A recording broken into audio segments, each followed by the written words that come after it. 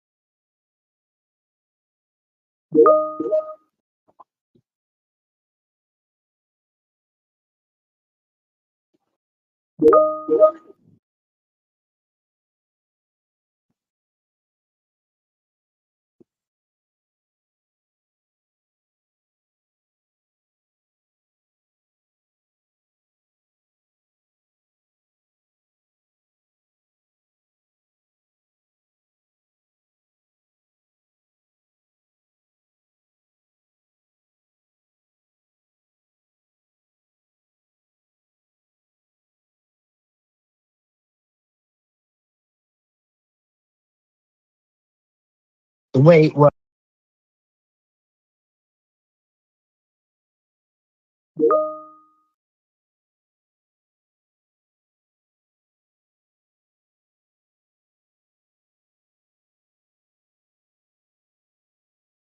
we are unable to monitor your questions. I think I just went mute there for a bit, didn't I? So just a quick reminder for those of you that are on the live streams, we are unable to monitor your questions live. So please do join us here instead on Microsoft Teams. It's audio only, which means you can join from anywhere via any platform or device. And the quickest way to do it is to come onto our site, startuptoscaleup.club. Scroll down a little bit, you'll find Startup Growth Q&A 158. You click join, it's a quick registration. That gets you a link to your email. And through that link, you can tune in here with us. In terms of questions, there are literally no wrong questions and there's no need to be shy because it's a learning curve for us all.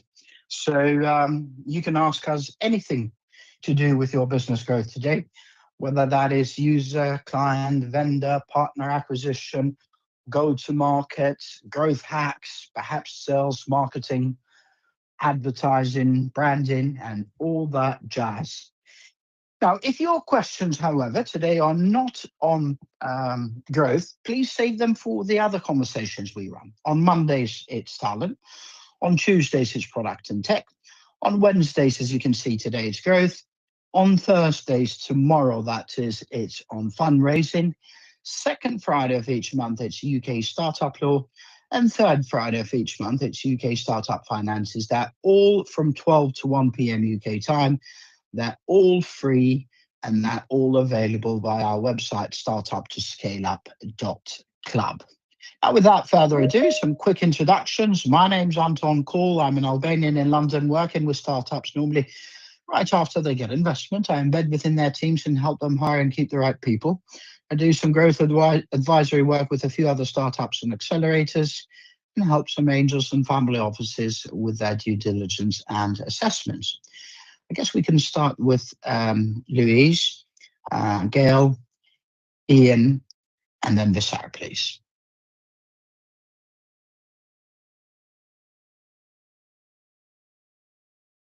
Hi, sorry, I was searching for the mute button. I'm Louise, I'm your marketing specialist, and I help businesses attract, convert, and keep customers coming back for more. So for me, marketing is about much more than just being visible. It's really about bringing the right people to you, nurturing up to the point of conversion, and then keeping people coming back and becoming more profitable from retaining your customers. I'm currently working with several groups of small businesses, mainly in the startup phase, some just at the idea stage, some probably maybe 2 years in, through one of the growth hubs in North Yorkshire, running a series of workshops around all the marketing activities from Google My Business, SEO, social media, email marketing, all these things. So I love answering questions. So I'm so glad to be invited back to be part of this session. Thanks, Anton. Hi, I'm Gail Harrison. I'm currently entrepreneur in residence for the energy company E.ON, where I'm developing and building new ventures for the business focused around sustainability and decarbonisation. I have a background mostly in innovation, so I've founded my own tech startup. Prior to that, worked in big consumer goods companies where I've done quite a lot of brand building work for drinks businesses and beauty businesses. So I've kind of seen innovation from every different stage, either with a big corporate building something from scratch or working within scale-ups. Hi, I'm Ian Russell. I'm a mobile app growth specialist. Been working in that space for 15 years now. Before that, working in direct marketing, performance marketing, and subscription businesses. And currently in the midst of the startup world as well. I'm co-founder of a new fintech app called Know Your Dosh. So putting a lot of my advice into practice as well, and make sure that I listen to my own advice in that respect. And it's also a bonus to be able to sit alongside some very experienced panelists here. So yeah, thanks, Anton. Hey everyone, I'm Visar. I'm one of the founders and the CEO of a marketing studio called Waste Creative. We're based in London, and we have an office in Tokyo and in Manila in Philippines. We specialize in gaming. We've had, I suppose, the first fortune of working with some of the most recognized brands in that space, from Nintendo to EA to Supercell to Sega, and a bunch of others as well. I'm very happy to be here.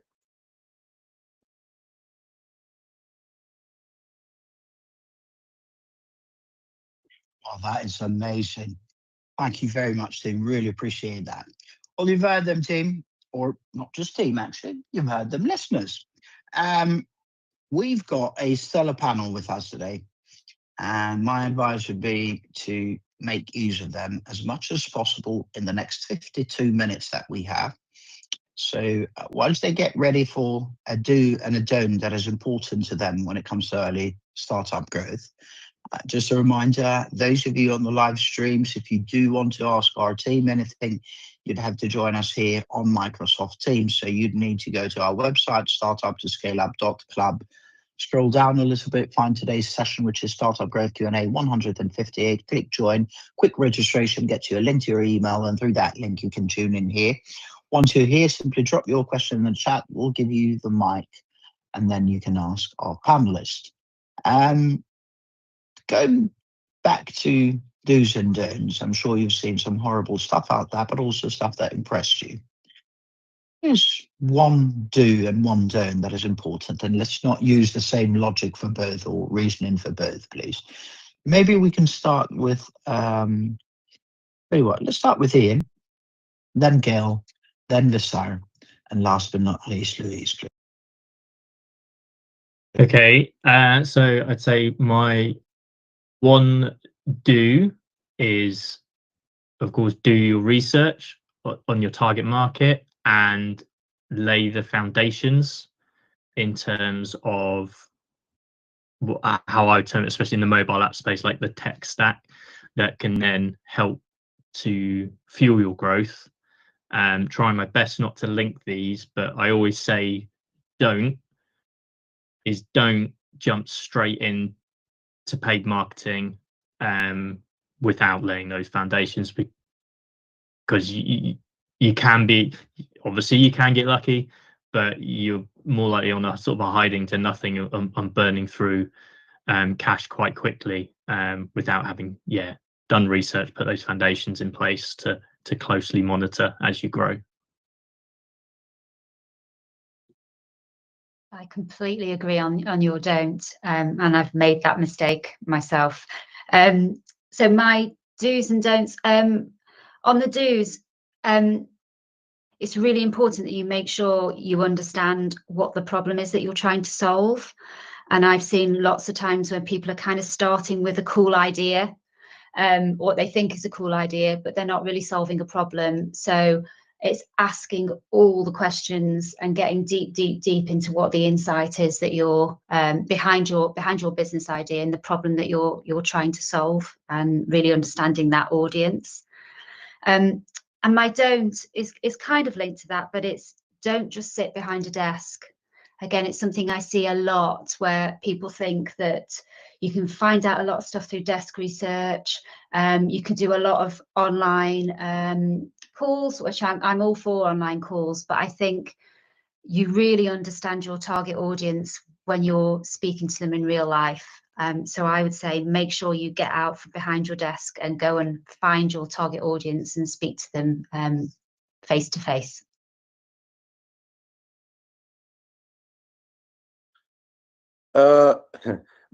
Entrepreneurs are an excitable bunch, and we try and do everything at the same time. So don't try and do too much at the same time. Make sure you're prioritizing. Just because you're busy doesn't mean that you're moving forward. I find myself still making that mistake, and I have to keep reminding myself to make sure that I'm investing time in the right things that bring me the best return on that particular investment, which arguably is even more important than money. And do seek mentors. We started a business. We started Waste as a bunch of creatives with a few laptops on the hallway of our flat. We had zero clue about business. I'm not even from UK. And I can pinpoint the success of Waste and us making the right calls over the past 20 years when things could have gone seriously wrong. But we made the right calls because we had the right advice and we were not afraid to ask for that advice. People are way more willing to help. You just need to not be afraid to ask for it.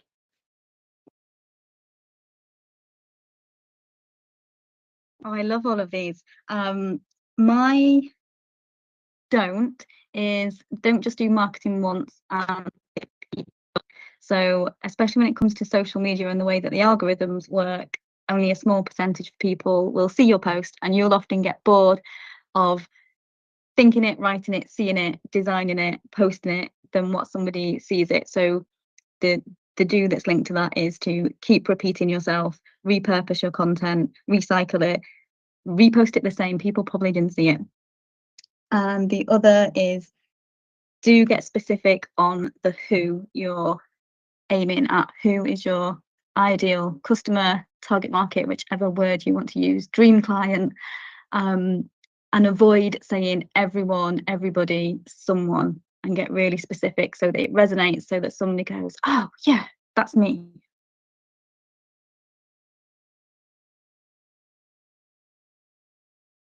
That is absolutely brilliant. Thank you very much, all four of you. Really appreciate that. Right, let's get on to some questions now. We only have 4 to 6 minutes to go.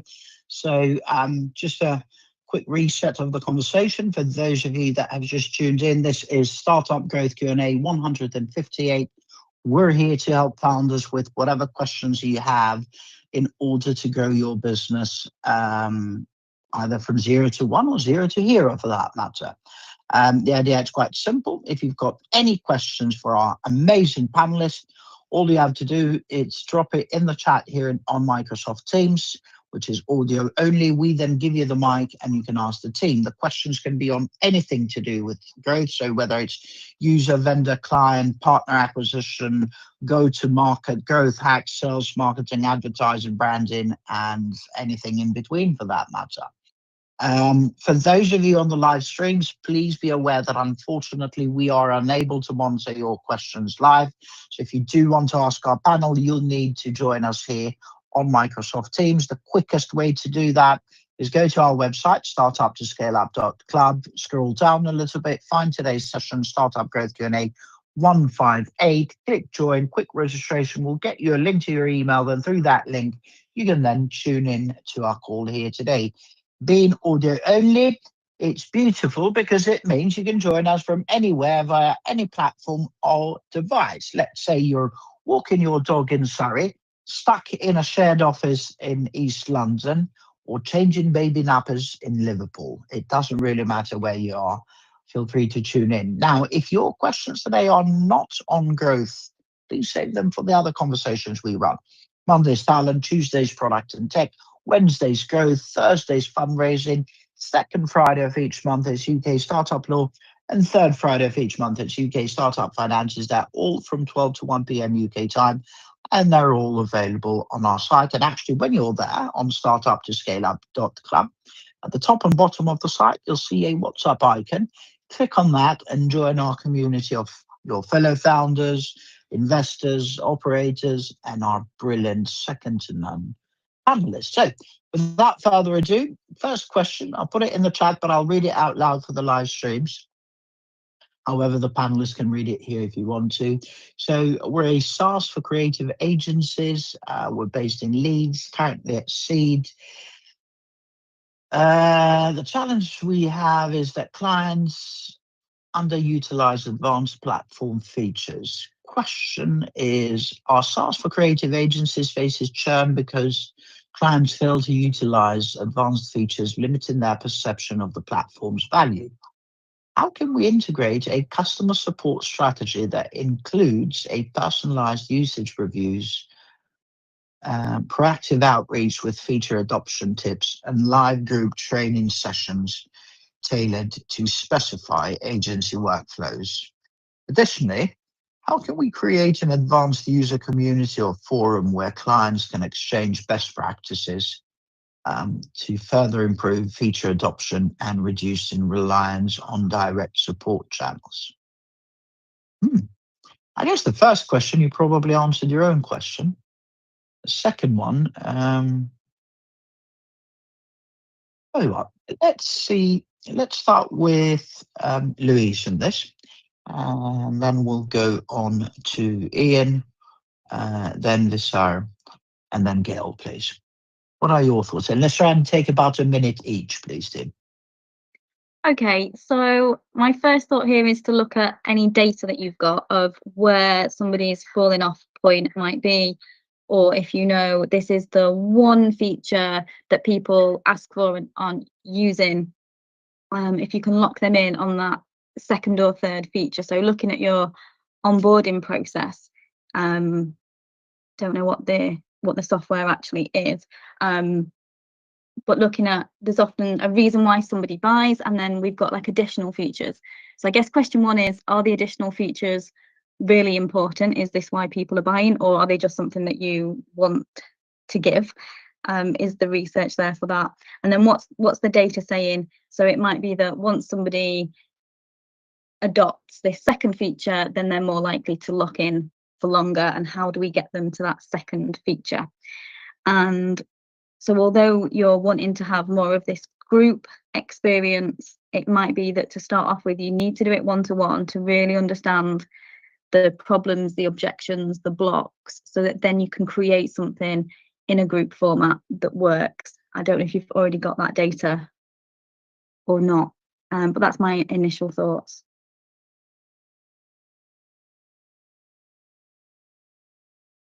I think to build on what Louise was saying, I think with the onboarding aspect, and what sprung to mind when I saw the first part of this question was potentially if there is a central dashboard of sorts within the product, you could have a completion wheel of sorts to help guide customers through and discover different parts of the product, because I think that's what I've seen like over the years and seen it in various places, where you see that kind of like little 60% complete circle, and it does get your attention and you want to get that to 100%. And I think I suppose you call it gamification, and that can be a good way to help sort of coach and push people around the platform to ensure that they see all the aspects that you want them to see, and supporting that with as part of the outreach, which you said. I also thought like case studies from clients that have used these features can be quite a powerful way to demonstrate the effectiveness as well.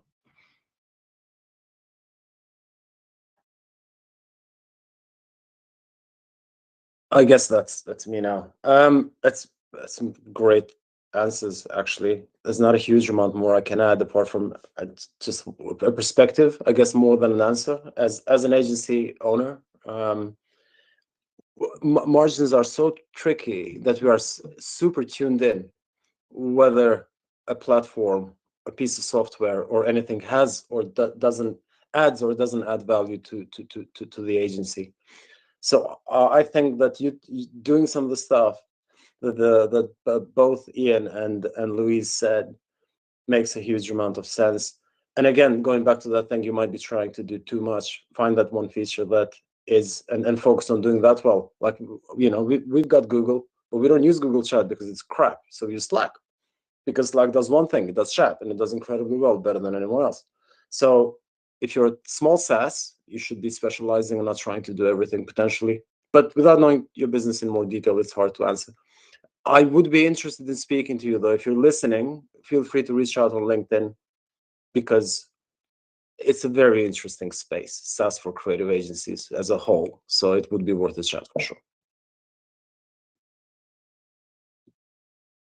I don't have a huge amount to add either. I think just one that I've observed who just does this brilliantly, and it's an obvious one, is HubSpot.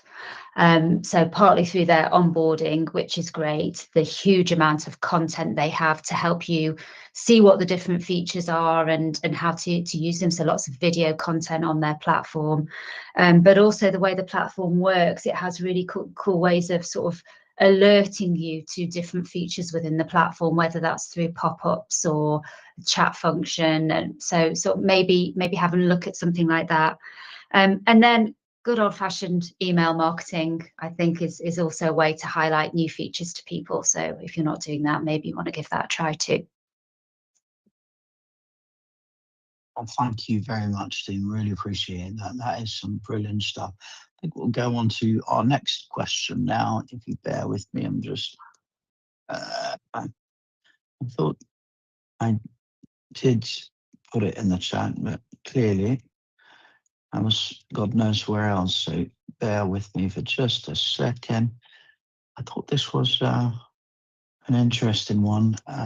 Where is it? Here we go. It is now in the chat, so I'll read it out loud.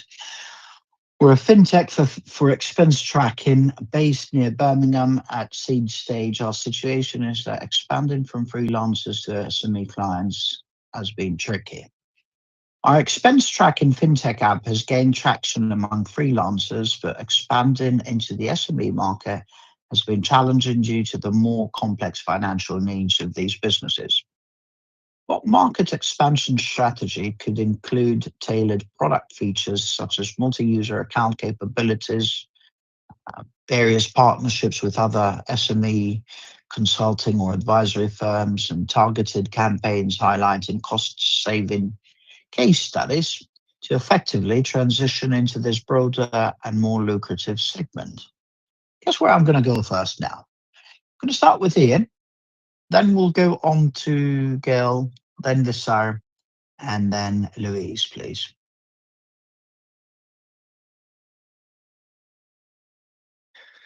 So, yeah, this one, yeah, it's an interesting one. It's almost on the flip side of my experience being with direct to consumer fintech apps, and this is targeting. You've got an element of that with freelancers, but expanding into the SME market. I think the partnerships sounds like a very good approach that you mentioned there, because that can instantly sort of leverage that element of sort of credibility and trust if you're working with partners already that can then sort of promote and showcase your product, that's a really good way in to get some traction with smaller enterprises. And in terms of and then in terms of focusing on some of those more unique selling points, potentially, that if you're talking here with like multi-user account capabilities, planning a campaign around those sort of tailored product features, that makes a ton of sense too. So I feel something like you kind of, whoever asked this question, I think you kind of know the angle like to take, but yeah, I guess I'm kind of just reaffirming that you're definitely on the right path there from my point of view. Yeah, I agree. It looks like they do know what they need to do.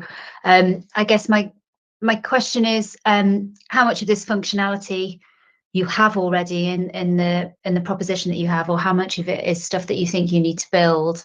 And if it's the latter, to some of these points earlier on today, just don't try to do everything at once. So can you focus in on a specific feature and really go for that and do it amazingly well, and use that as your communication target, and find partners that are really, really focused on or really need that feature. But yeah, I think you've got loads of great ideas there. Similar to the previous one, not really massive, huge amounts to add. I mean, definitely it's been covered. I think that was some great advice there. One thing I can say is that, again, like, this feels more like a product question rather than a marketing one. One thing you could do is to think about the potential clients the clients you're targeting, and whether do you want to replace some services they have, or do you just want to plug in your expense tracking as a specialist expense tracking app in a suite of other stuff they use. I see a lot of platforms that specialize in one thing, and they just integrate really, really easily. And I think that'll be the death of the massive SaaS platforms, these small specialized, or not necessarily even small, just specialized sort of offerings.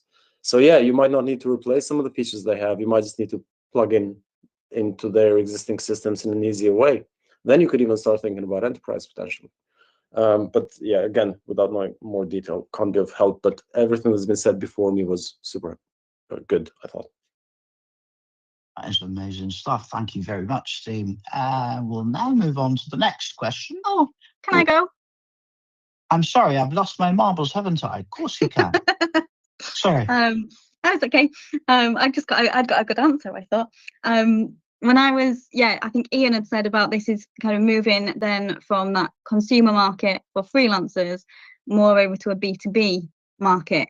So where you've got features like multi-user account capabilities, that's a basic no-brainer. So it might feel like something that you've put a lot of time and effort into creating, and now it's this amazing feature, but actually that's like the lowest minimum bar if you're going into an SME that's got multiple users. So that's not really a sales feature to lead, it's a down at the bottom of the list, yeah, we absolutely do this. So I'd be focusing more on where you've got in your case studies, not just the cost saving, but any time saving, and thinking about the people that you're selling to. They also want to look good, they want to make the right decisions, they don't want to lose their job. So there's a lot of answering the question of risk here, reducing the risk of them making the wrong decision or investment. And that's still the same with a partnership as well. You really need to sell in so that whoever signs the partnership agreement, that they're also looking good in their company. And it might be that you need to get some free trials going for SMEs, so you've got the right case studies, because they won't be interested in the freelancer case studies. So you really need to get into some companies and get some success stories. Thanks. Thank you very much for that. Really appreciate it. I really like the partnership idea. I think there are a lot of organizations out there that are offering all kinds of services. And if you can then go in and find a way for them to pass this on to their users, then you're laughing. What I would do, I would focus on some freebies. And normally I'm not a fan of this, but I think early stage, unfortunately, it's something you have to do. So just for argument's sake, and I'm definitely not open to this, but to give you an idea, you could go to a community like ours and say, look, if you pass this on to your users, there's X, Y, Z of features that are free. You can use them, and then you kind of push it for anything higher than that, for anything more complex than that.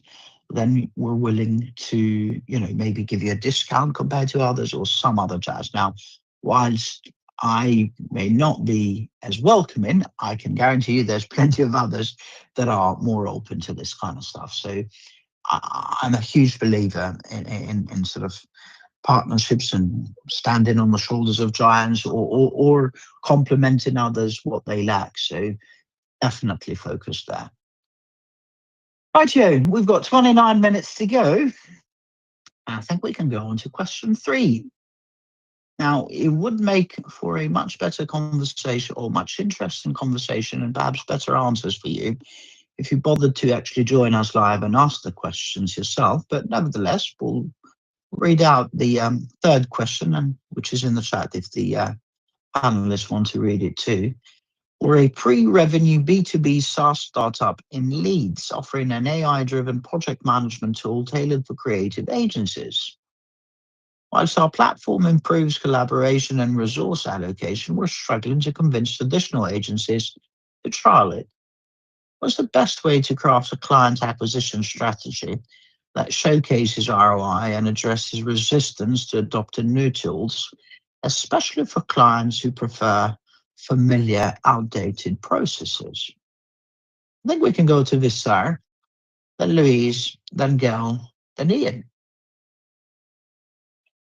I think this has been one of the most relevant sessions for me ever, Anton. And the best panel. I mean, look, I've tried every single one of them in the past 20 years, from monday.com and all the way to the new kids on the block, the stream times. And it does feel like everything I've tried hasn't been designed by anyone that ever ran a creative agency. Because there's definitely things that we would find super useful that are not included in there. It's really difficult for me to answer this because I know how tricky it is, and it's not. I'm going to dispel something. It is not. Your goal is not to get clients to do this because they prefer a familiar, outdated process. It's just that the pain of integrating a project management tool is immense. You need buy-in across all layers of the agency, from your project management team, client services, your creatives, your strategists, your makers, your doers, your thinkers. Everyone needs to buy into it, and it's very, very painful. It is an incredibly interesting space again. So I can't wrap this up into a 1-minute answer. I'm sorry, but I'd be very happy to chat to you. And I don't know what's going on with Leeds and SaaS businesses. I mean, is there some sort of initiative there? But if you want to chat, I have no idea. But you can have 2 minutes if you like this, huh? No, because look, it's one of those things. I need to go into so much detail that put you all you guys to sleep, I think. So if you're listening, just reach out. I'm happy to chat to you because it's a very painful point that if you're able to solve it, I think that there's a very decent market out there. Both me and my business partner Mike, that we founded Waste together and we do everything together. We always wanted to build one of these things. So maybe it's a case of investing as opposed to building in one. But anyway, if you're listening to this, give me a shout on LinkedIn. I'd be happy to have a chat.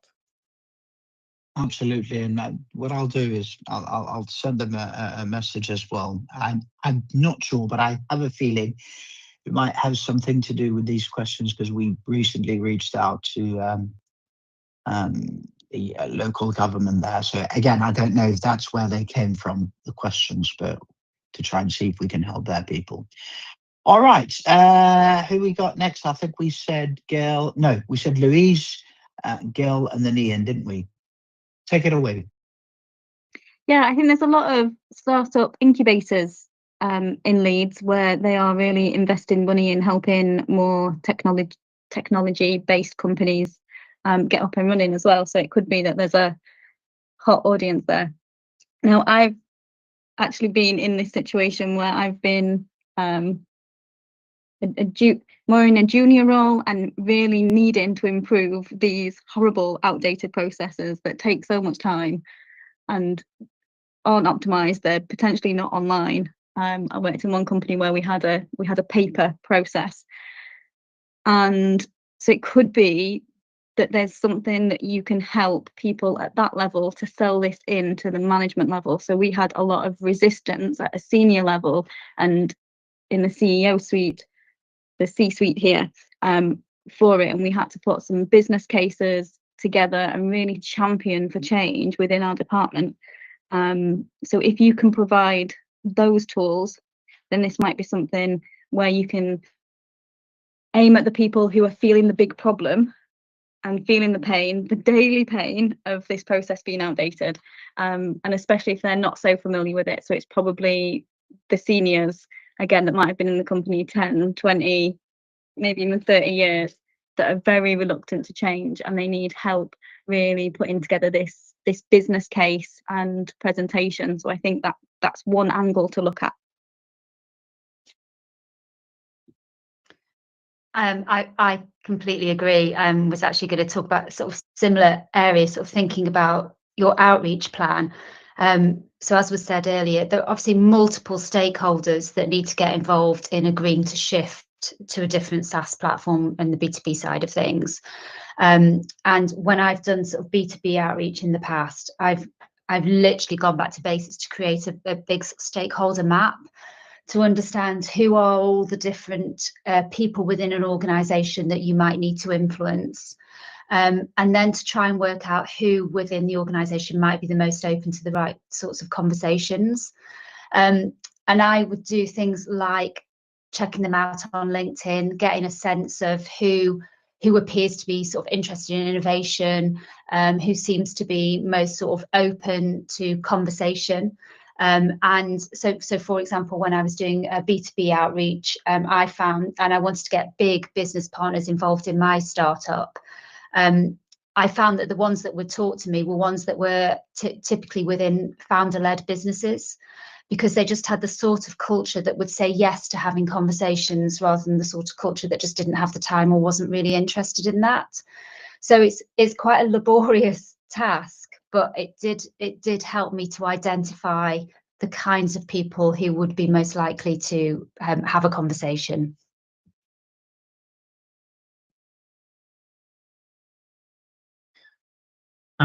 So yeah, what sort of popped in mind, definitely echo what the other guys have been saying, and I mean that's one of the hardest things to do, right? You're trying to push something like operationally to people that is so sort of ingrained in the way they do things. So I think that's really smart, like looking at the other potential entry points into getting that message into a business, and the way to really the most powerful way to showcase that ROI, I think, with your tool is ways that you can demonstrate that efficiency, and what those time savings and cost savings have been. And again, I feel like repeating a lot today when I mention case studies, but that's going to be one of the most powerful messages to get across, I think, to help you get across where those savings have been in place, is if you have a case study from potentially a more traditional agency that has used your platform and seen those benefits in a way that you're able to then package that up. That's like a PDF that goes out on email, or you can be more sort of intuitive with that and restyle it into carousels for social media channels as well, just to try and help sort of get that message across as to why you are the differentiator to what businesses having these traditional systems in place, and how you're able to benefit. Thank you very much, team. I think, if I'm not mistaken, both Louise and Gail touched a bit on this in terms of reaching out to people who are more open to embrace things like this rather than go to everybody. Because as I think Desiree was at the beginning who mentioned, it's not that people want outdated stuff. It's just that, it's hard to get buy-in from everybody and you need to get buy-in from everyone. What I would do is pick that's obviously you've got to do some research, but pick, I don't know, a list of the top 10 of what you call outdated processes are. And also look at who else is doing this and try and find people that have made comments online and have left, let's say, either bad or not very favorable reviews.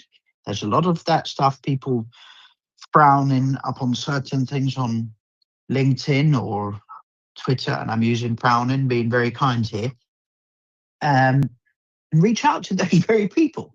The amount of times I see people complain about, I don't know, Thalia, for example, although I shouldn't be using names, but as a HR person, whilst it's brilliant, it's a mammoth of an ATS. So that's what I would focus. I know it takes a bit more research. Maybe there are ways you can actually do that via AI and simply scrape the internet for people complaining about what they're using and reach out to them to say, well, I actually saw your comment on so-and-so or your review or your tweet or whatever it is. I'd love for you to give it a try. And by the way, this will not have any impact whatsoever in the way you do things with the existing systems. Maybe something worth trying. But yeah, we've got 18 minutes to go. We've got time for a few more questions, I guess. This one is from Glasgow. Based in Glasgow, we're a seed stage luxury fashion marketplace featuring emerging British designers.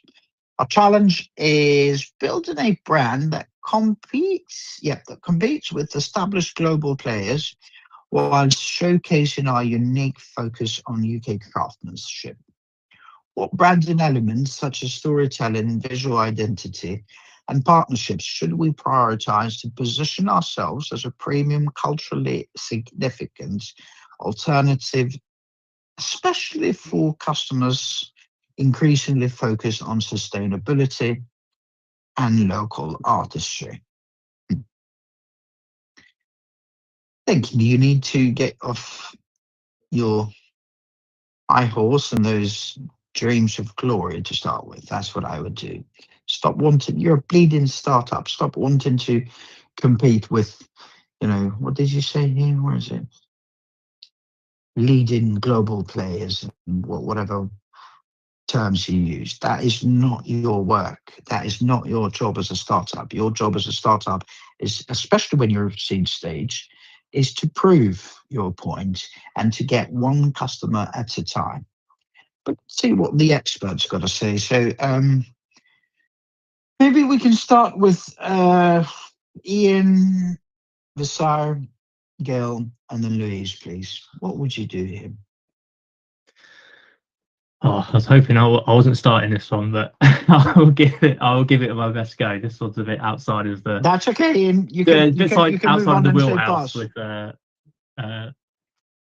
luxury fashion. But I tell you what sprung to mind when I was reading the question is that clearly the UK base and focus is really important. So that forms a crucial part of that storytelling and visual identity. So I was thinking creatively with the visuals of when you're sort of showcasing the pieces and the brand, potentially doing that at very well-known British landmarks would help sort of sew that all together, that really shows that that's a heritage that we are, that it's based in the UK and it's made in the UK, and having commentary from the designers themselves as to what what their inspiration is and why they've created these various pieces. And I think visually, sort of sewing that all together, I think would be quite important. yeah, that's just what came to my mind. This is an interesting one. Anton hit the nail on the head. You know, it's without maybe sounding too harsh, it feels like you don't have a brand strategy for this. You need to understand your positioning, and you need to understand your proposition. Where in the market are you, and who are you selling to? You know, if you're sort of saying that you're competing with the global players, does that mean that you're competing with Louis Vuitton, that you're competing for maybe the people from cash-rich countries that are coming to UK to buy their bags? Most likely not. You know, so you need to do a big piece. You need to go back to the foundational parts of branding and build a solid strategy. These days, with chat, before you had to hire strategists, they're expensive. These days, you can do it with ChatGPT or you know, any LLM. If you don't have that skill set, if one of the founders or you are in branding, then go and follow Mark Ritson. He's the authority on this stuff on the foundational level. It would work for any brand. He's brilliant. It's even worth doing his course, which is only a couple of grand, and it's absolutely brilliant. So I would say get your brand strategy right. Don't skimp on it. Do it properly. Spend time with it. If you do, you can do it yourself, or get someone to do it for you. Get your positioning, get your proposition, understand your customer, understand the position you're playing in. Once you have all that stuff, the tactics, the branding elements, the storytelling, the visual identity, the partnerships, everything comes into focus when you know what you're gunning for. Otherwise, you're just throwing a bunch of shit at the wall and seeing what sticks. I'd love to know what this is. It sounds really cool, and I really admire the ambition, but I do agree that at the moment it feels like you're trying to boil the ocean. So I think you need to go back to basics and really work on your brand proposition. So going back and, you know, have you created a brand wheel? Do you know what your core idea is? Is there a specific niche that you can focus in on? Because trying to start taking on global fashion marketplaces is too much. So can you focus in on a specific audience? Could you focus in on a specific kind of clothing? How can you create your niche that really helps you stand apart from anybody else, and build from there? But you need to start off with something really, really specific that makes you different from everybody else.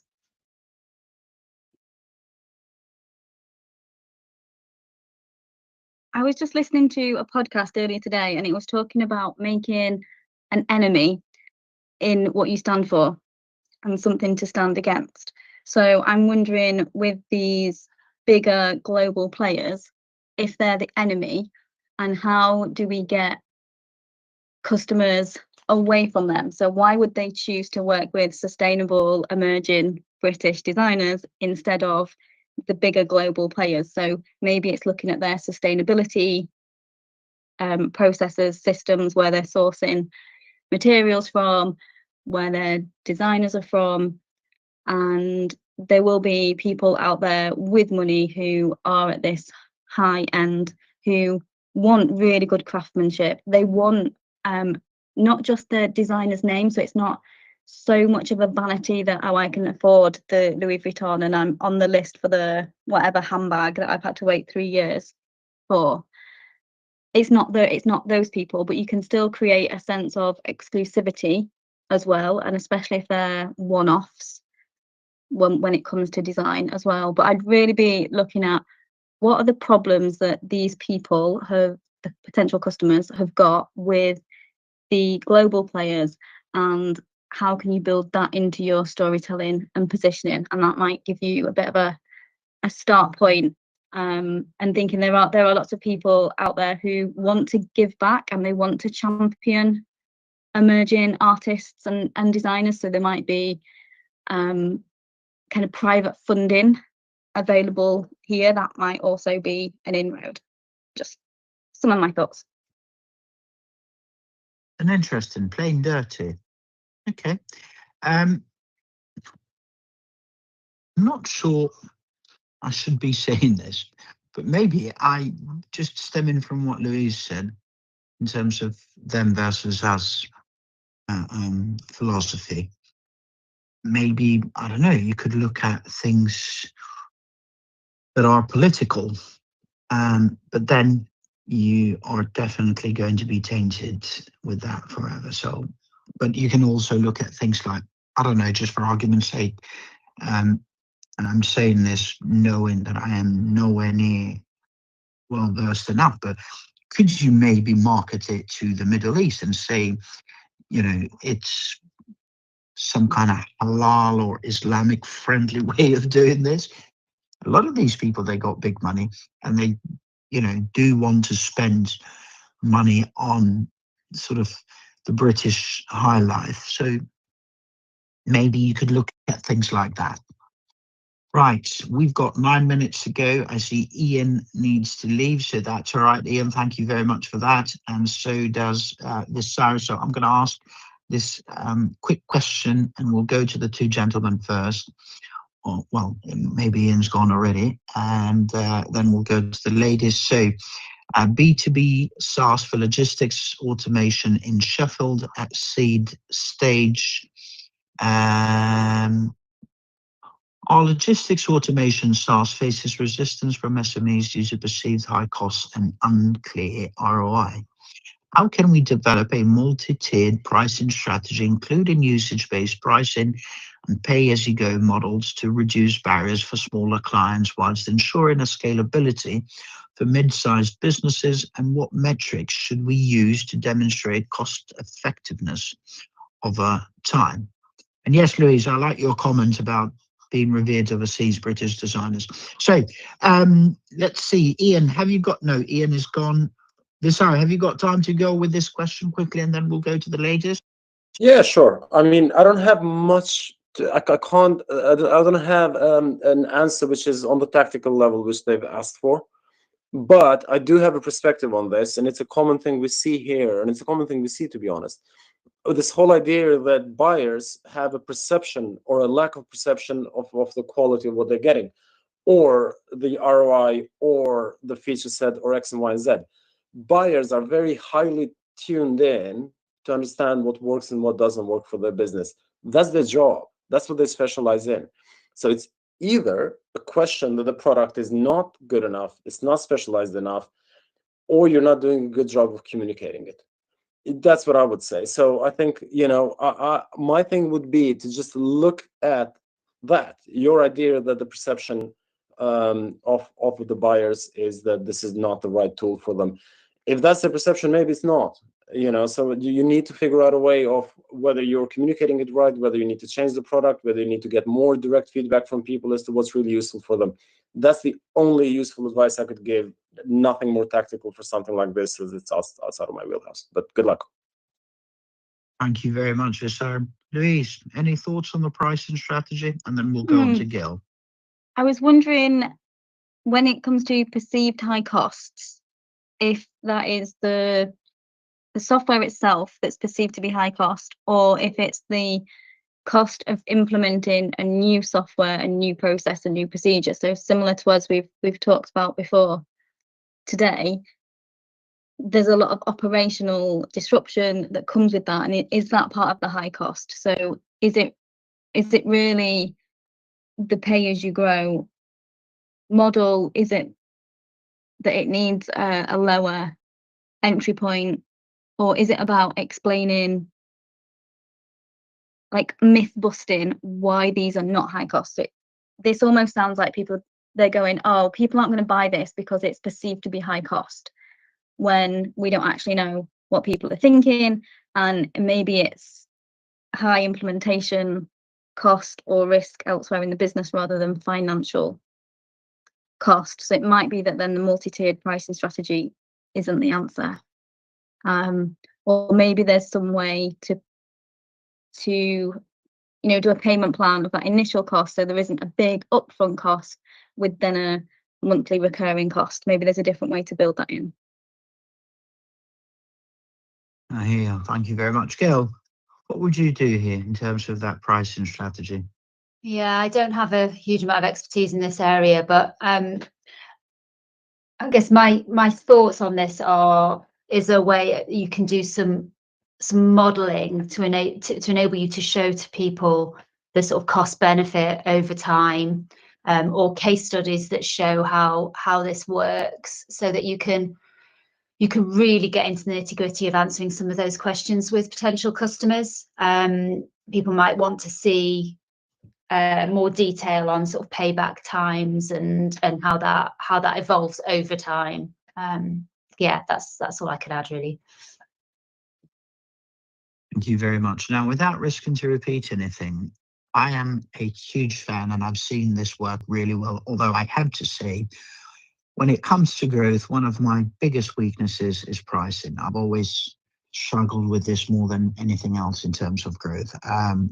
Nevertheless, what I've seen work well, especially with SaaS, is products or even services, but especially products, whereby people were using them for free, and then it almost was more painful and more of a headache to stop using it and carry on using it. And the way it was done is you find a hook for people to actually use it for free. Then after a short period of time, you want to be in a position for them to pretty much have more of a headache to stop using you than not. And then you start charging things pretty much on that pay as you grow, as you mentioned, theme, let's call it, whereby the more stuff that they need, the more they have to pay, and so on until they reach a certain point. Now, I am saying this, but unfortunately, one, we haven't got enough time to go into it, and two, again, pricing is probably my weakest point when it comes to growth. So maybe come and join us again live, and we can kind of have a back and forth on this. But personally, I have seen these things work quite well in the past, so I would maybe look deeper into that. With that in mind, we've got 3 minutes to go, so I don't think there's time for another question, but it might be a brilliant time to get some parting words from our amazing ladies on the panel. So Louise is unmuted, so we can start with you and then go to Gail. Any thoughts for us before we let you go, ladies? Nothing like being put on the spot. I always like to say, just keep going. That's what happens when you don't mute, Louise. Yeah, just keep going. Don't give up. And you know, asking questions in places like this. I think one of the guys mentioned it earlier about getting a mentor. There's so many people out there that are willing to help and champion startups as well. I saw a post on LinkedIn today about an ice cream, the dairy-free ice cream shop that's going to have to close down because it's not getting the footfall. And there was so much love for the post on this post, and people suggesting all of these different ways and who might be interested in maybe investing, or that, you know, is there a different business model that they could do. And I think people are really passionate about startup stories, and I think there's a lot of support out there. So yeah, keep asking the questions and finding the support that you need. Absolutely. Nowhere else can they find better support than here in our Q&As. Thank you very much, Louise. Gail, what are your thoughts? Yeah, I would support that. It can be a very lonely place being a startup founder. So building your network is so important, and having other people in similar situations that you can moan to, you can talk about the issues that you're facing and get ideas from. I think sort of networks, founder networks, are so critical for helping you to keep on going, because you realize that everybody's in the same boat, and what you see on LinkedIn and other social media is not the full story. So everybody's feeling the pain at some point, so make sure you build that network. Amazing stuff. Thank you very much, ladies. Well, it is now 1 p.m. and time to shut shop for the day. So a couple of things before my parting words. Number one, please remember or bear in mind, for those of you on the live streams, that unfortunately we are unable to monitor your questions. via the live streams, whether you're on LinkedIn, YouTube, Facebook, or Instagram. So next time, if you do want to ask anything to our panels, you'll need to join us here on Microsoft Teams. It's audio only, which means you can tune in from anywhere via any platform or device. We run 6 regular sessions. On Mondays, it's talent. On Tuesdays, it's product and tech. On Wednesdays, it's growth. On Thursdays, it's fundraising. Second Friday of each month, it's UK Startup Law. And third Friday of each month is UK Startup Finances. They're all from 12 to 1 p.m. UK time, and they're all available via our website, startuptoscaleup.club. And actually, when you go onto our website, you'll also be able to see a WhatsApp icon at the top and bottom of our site, where you'll be able to join various WhatsApp groups of your fellow founders, investors, operators, obviously our amazing panelists. And actually, what I'm going to do now here in the chat on Microsoft Teams, I'm going to put a group that is specifically for startup growth, where you can send questions ahead of each Q&A, and you can also get help post session. So please feel free to tune into join those groups. As far as my parting words are concerned, just remember the startup journey can be both exciting but also quite challenging. So try to have some fun in the meantime, and be kind to yourself and everyone else for that matter too. Otherwise, hopefully we'll see you tomorrow for startup fundraising Q&A. We've got some amazing investors tomorrow, 12 to 1 p.m. And have a great afternoon. Thank you. God bless. Bye-bye for now.